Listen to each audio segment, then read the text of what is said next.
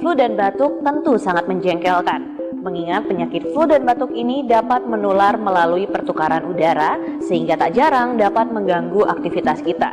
Namun Anda tidak perlu khawatir karena penyakit ini tergolong dalam penyakit ringan yang pengobatannya mudah untuk dilakukan. Berikut etika yang perlu Anda perhatikan jika mengalaminya.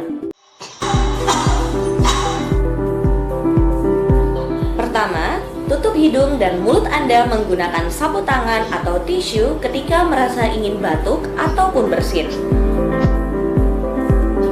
Jika tidak ada sapu tangan atau tisu, Anda bisa menggunakan lengan dalam baju Anda. Hal ini untuk mencegah tersebarnya virus di lingkungan Anda yang dapat menular ke orang lain. Segera buang tisu yang sudah dipakai ke tempat sampah.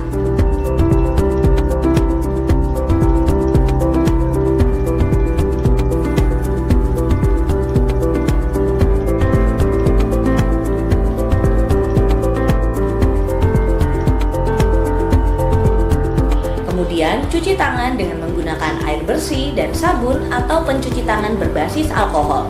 Ingat, cuci tangan Anda dengan cara yang benar.